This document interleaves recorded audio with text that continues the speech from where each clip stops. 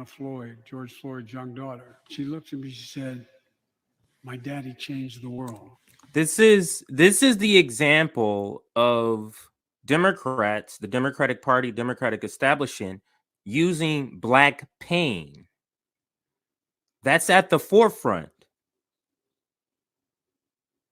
Using Black pain and doing absolutely nothing. Well, after the conviction of George Floyd's murderer, we can see how right she was if we have the courage to act as a Congress. We've all... Black people, you have got to wake up to this, that they keep playing to your emotions, giving you hope that they're going to do something, and they don't deliver.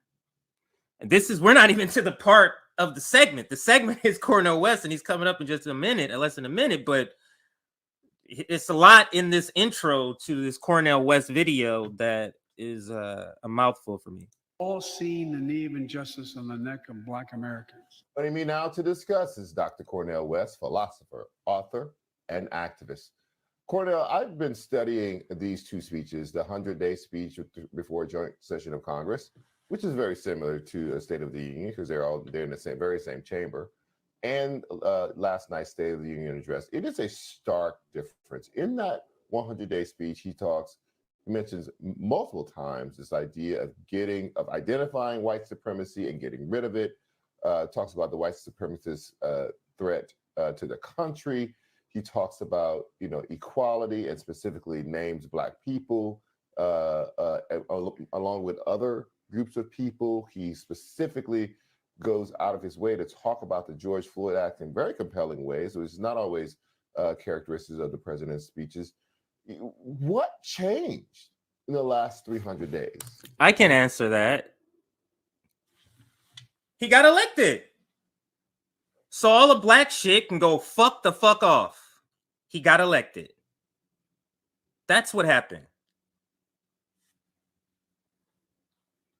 The Democratic Party is very I don't know the right word, almost evil in the way that they use Black pain, knowing that they're never going to do nothing because they report to the same corporate masters as the Republicans do. It's a more sinister evil, in my opinion, and more effective evil, in my opinion. Well, as you know, my brother, if we don't keep strong pressure on not just Biden, but the Democratic Party, that it will fall right back into what is normal for it. And what is normal for it? Black suffering, Black freedom, Black rights are tertiary, not even secondary. They're So Cornel West makes a great point. And I'm going to rewind that. I think he started right around there. on not just Biden, but the Democratic Party, that it will fall right back into what is normal for it. And what is normal for it? So this is what he describes as normal for the Democratic Party. Black suffering, Black freedom, Black rights are tertiary, not even secondary. They're tertiary. It's only when you bring... So they're not even secondary. He's describing the norm.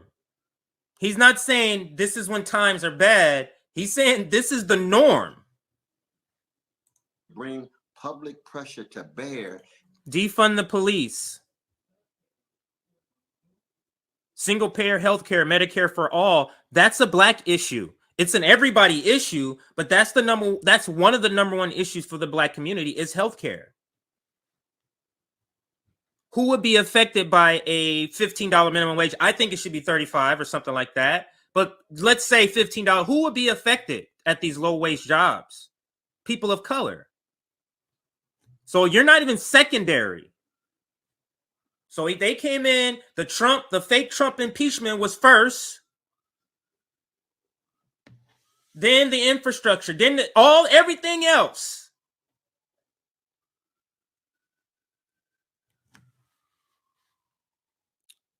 So he goes on to explain, we're not even secondary. That it will fall right back into what is normal for it. And what is normal for it?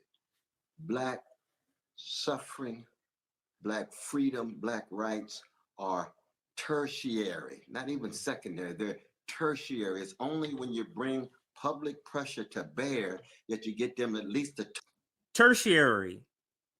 Let me describe this something. Black people being murdered by the police and nothing's happening. Doesn't that sound like tertiary to you?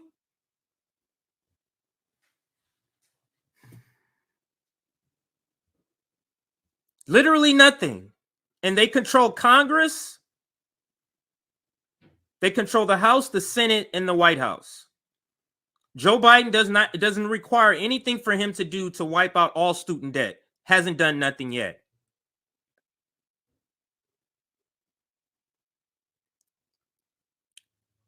We have to talk to more people that are supporting the Democratic Party to disconnect more people from the Democratic Party, because in this duopoly narrative, even in their own narrative, the Republicans are bad. This is the reason why I don't personally go after Republicans all the time. We already know they're terrible. I think the strategy should be to attack the people who are considered the good guys in their own narrative, which is the Democratic Party. More effective evil. I don't consider that the lesser of two evils. to talk about it. And then you got to get them to follow through. But it's tertiary because they feel as if once the pressure is off, it's back to military spending, it's back to corporate domination of the economy, and it's back to the centrist stance. What was he talking about? Inflation. What was he talking about? He's describing Joe Biden, the people, the person that all of you people, all of the liberals, all of the people who call themselves leftists and progressives who say, hey, vote for Joe Biden, then we're going to push him left. If you didn't know he was talking about Joe Biden, would you think he's describing Donald Trump? It's back to military spending. It's back to corporate domination of the economy. And it's back to the centrist stance. What was he talking about? Inflation. What was he talking about? Being hard on crime. Have we heard? Doesn't that sound like a Republican strategy, hard on crime? Look at the inflation.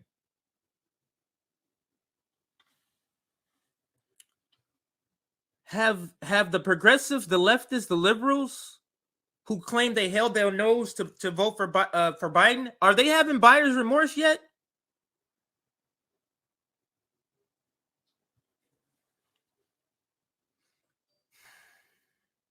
That's your only redemption here. Because if you're still defending this, how can you even look at yourself in the mirror if you're still defending this? If you're still saying like, yay, Biden.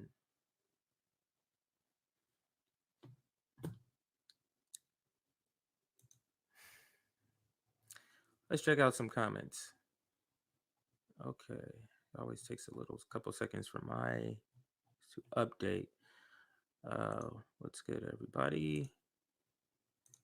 Pushing Joe Biden to the left is and never will work. Biden is nothing more than a neo Jim Crow lib. That is absolutely, I love that name, neo. You included everything, not just neo. You just got to figure out a place where to place shit.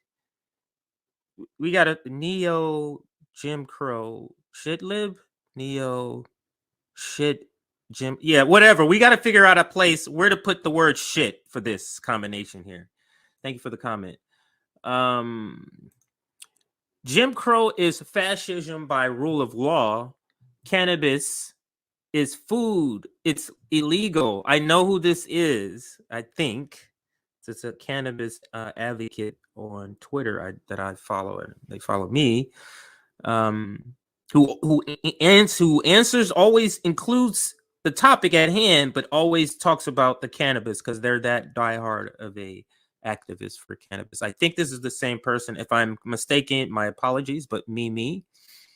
But the comment is Jim Crow is fascism by rule of law. Cannabis is food. It's illegal since 1915 to sell drugs made from petrochemicals. These words I'm not good at. So psychochemicals we eat provide immunity. 99 years sentence here, 2022. Thank you for the comment. And let's look at this one here. Obama is the black mascot for Wall Street. That is absolutely right. Said by Cornel West. Spot on. I have that video. If it doesn't take too long to find, I have that in my bookmarks. I got a ton of stuff in my bookmarks. So try to look for it. Here we go. Making the distinction the both parties are liberal capitalists is in the pocket of corporate America is important, or else they'll see Republicans as somehow virtuous. Let me say that all again. Thank you for the comment. I think that's pronounced chunt. Making the distinction the both parties are liberals. Maybe that's that. Making the distinction that both parties are liberal capitalists in the pocket of corporate America is important. They're liberal capitalists in the pocket of corporate America is important. Or else they'll see the Republicans as somehow virtuous. Right. I get what you're saying. Thank you for the comment. This last one here, it's a class war. He won't do it, neither would GOP Trump. You're absolutely right. And that's what we are, as leftists are saying, is that neither corporate party is going to do any of this stuff. But let's continue with, because there's a lot of other great points that Cornel or Dr. West makes here. Heard that before? Let me rewind it for that sentence there. There we go. It's only when you bring public pressure to bear that you get them at least to talk about it. And then you got to get them to follow through. But it's tertiary because they feel as if once the pressure is off, it's back to military spending, it's back to corporate domination of the economy, and it's back to the centrist stance. What was he talking about? Inflation. What was he talking about? Being hard on crime. Have we heard that before? That's the same neoliberal SHIT that we have heard over and over and over again that got us into this mess. And so it's just so sad that we have to see this over and over again. We will see Brother Biden talk strongly about democracy in Ukraine. Now, we've got to be in solidarity with our precious Ukrainian brothers and sisters, both in their suffering and their resistance. We got to be in solidarity and resistance for the Russians who are protesting the war, because we know Putin's a gangster. We know that. We know that. But the point is, Biden himself is first and foremost a neoliberal politician whose priority is militarism abroad, centrism at home, and when he gets to it, some symbolic gesture having to do with race. Now that we've got a black woman headed toward the Supreme Court, we will never hear Biden say anything substantive about race, let alone white supremacy, as long as he's in office. I mean, that's just the way he rose. It's a sad truth, but I think we have to acknowledge that. This is what we were trying to tell progressives, leftists, liberals who said, "Oh, we're going to hold our nose and vote for Joe Biden." We were saying, like, wake up. He doesn't have a history of doing anything of what you're saying. Stop biting into the FDR propaganda that he was going to be the next FDR. This guy. Can you imagine? I mean, just think back now. It sounded ridiculous then, but just now living through his administration, the pandemic response, and this war in particular, doesn't seem the same. Let's continue. I wrote a column for tomorrow's New York Times. It's on their site right now. You can take a look at it if you'd like. It's called An Open Letter to President Biden from a Dispirited Black Voter. In that, Cornel, I draw the parallels to the early 1990s. people look at what the criticism, which I will say is mild of President Biden, because if you stack up a President Biden against a Donald Trump, Biden wins 10 times out of 10. But that still doesn't mean that you don't try to better your friends by making sure that you correct them when they are wrong. And what was happening, maybe we should stop looking at them as friends. And this is the separation of sort of the black managerial class and the black activist sort of people on the ground. This is the split here. Left leaning is that I noticed with a lot of the content from Black News Channel, the diagnosis of the issue spot on, the critique, but where we diverge is the solutions. And in particular, still calling the people who you've diagnosed the issue with your friend. Your friend is doing the things that you're describing, making you tertiary. And let me put the definition of that word here on the screen for those that just heard this word for the first time. This is the third time I've heard this word. Never gets easier for me to say, but here it goes. Oops, why does it keep locking here? Let's do it this way. There we go. Tertiary. Tertiary. You heard it, right? So third in order or level. Third. Yeah, that's a good enough definition. We don't have to keep reading more. But third. So we're not second. We're not first. We're not second. But third, maybe, if we get to third. And then it's just some watered down, never tied to economic, purely symbolic Juneteenth, a Supreme Court justice that is terrible, ruled against a gun. I think it was Lockheed Martin employees had sued, and they came up with a settlement, and she refused to approve it. And as she has her record on just corporatism. She rules with business. That's what they never talk about. They have all of us bickering about culture war things while the judges that they're all approving, they're all nominating, all side with businesses. And that's the rub. That is the big thing they want. They letting all the peasants fight over these culture war things over these judges. But they're all on the side of corporations. Why is it you only hear, you know how many decisions the Supreme Court does, but you only hear about certain ones? They decide on way more cases than you hear.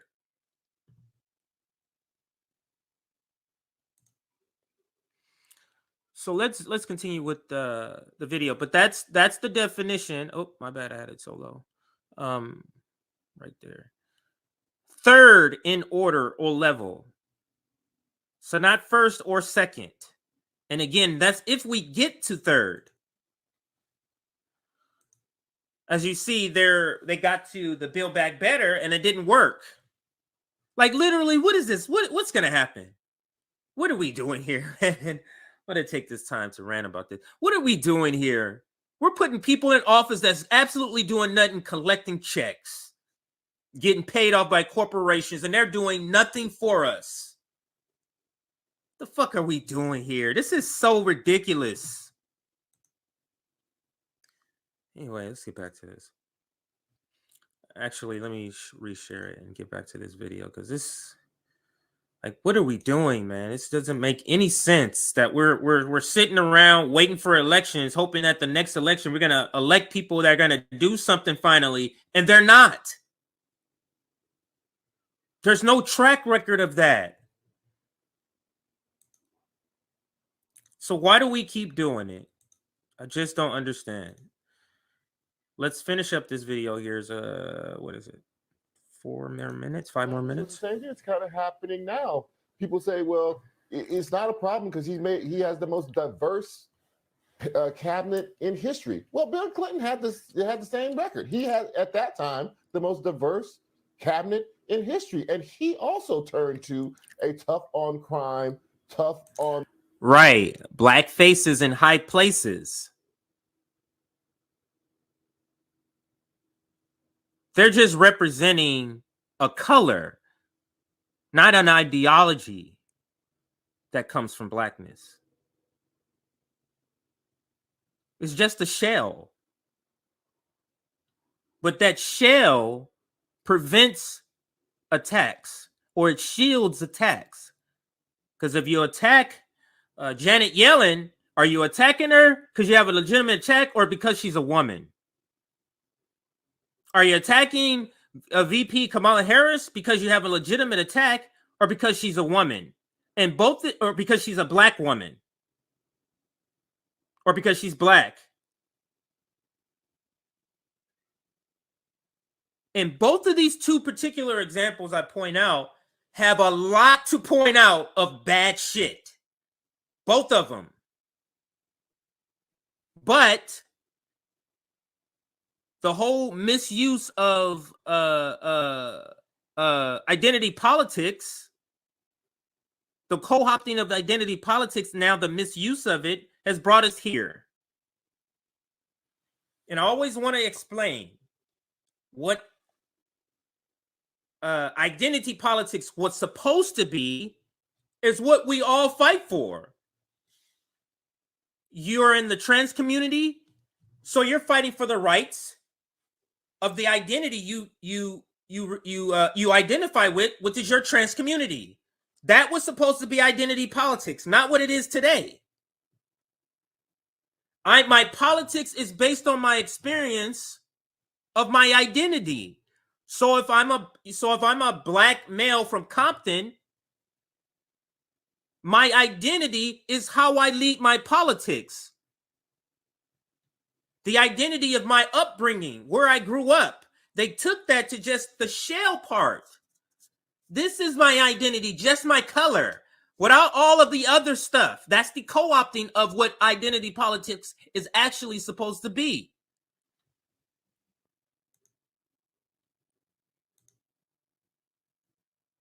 And what they always do, co-opt it, water it down, and everybody forget what has happened.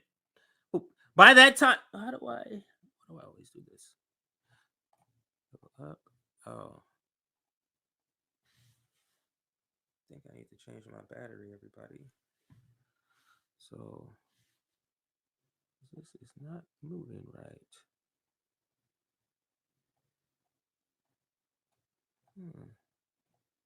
Okay, there goes the thing. I'm trying to see the... Sorry, everybody. It's taking a little long. I must have some sort of water on my mouse or something there. Anyway, let's continue. On welfare agenda, which were the two things that the public at large associated with Black people. So it was a way of giving us symbolic gestures, as you just said, to make people feel that you feel that you love the Black community, while at the same time pressing down and damaging the Black community. This turn that Biden is taking is reminiscent of that, and we cannot forget that it was Biden who actually wrote that 1994 crime bill and was still being praised for it. When Barack Obama introduced Biden as his vice president candidate, that was one of the things he praised him for writing that 1994 crime bill. Are we back in a groundhog-like deja vu like moment where this cycle is just going to repeat itself? Yep. No, I think that I can't wait to read your column, brother, because you know I don't miss your columns. Indeed, New York Times. But I think we are in some ways back to the 1990s. You got to keep in mind that President Biden not only was responsible and the architect for the new Jim Crow. It's not just the mass incarceration regime, but he was also very, very critical under Bush for the invasion and the occupation of the Iraqis. Now that was a criminal war of aggression. Now Putin's war, criminal war of aggression. Different circumstances, Putin gangster to the core, we know that. But how many innocent Iraqis died? 500,000 or so. That's a lot of people. Each life is precious. I'm a Christian about human life, you see. So that we shouldn't be. Yeah, that reminds me of a video. Maybe I'll bring that up. Condoleezza Rice. Actually, do they play that in this? She went on Fox.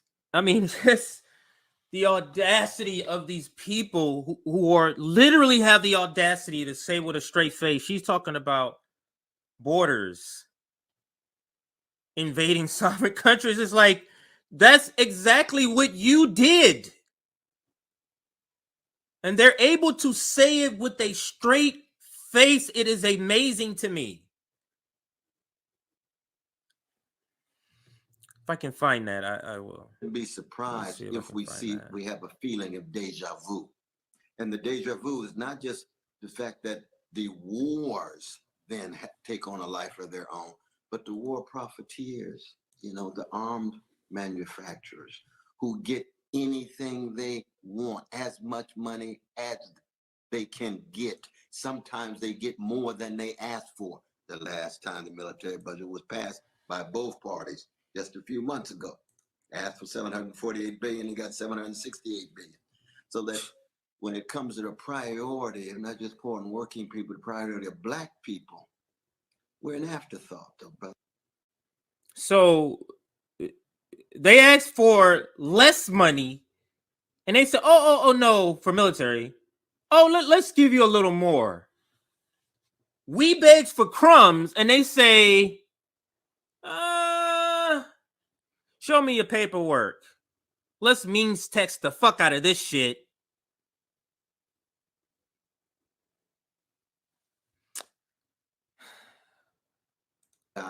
People have to stop accepting crumbs. 500,000 or so. That's a lot of people. Each life is precious. I'm a Christian about human life, you see. So that we shouldn't be surprised if we have a feeling of deja vu.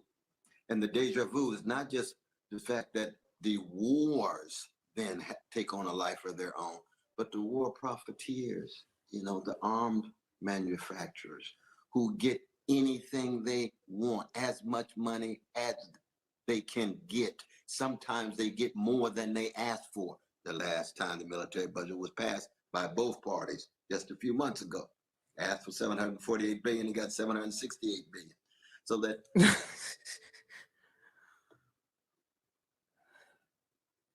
when we ask for something to people during a pandemic, it's shut the fuck up.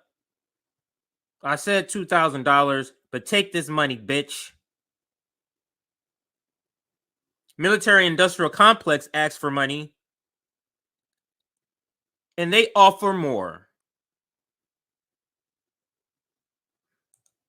when it comes to the priority of not just poor and working people, the priority of Black people, we're an afterthought, though, brother. We just have to be honest about that. And we're not an afterthought when we organize and mobilize and bring pressure.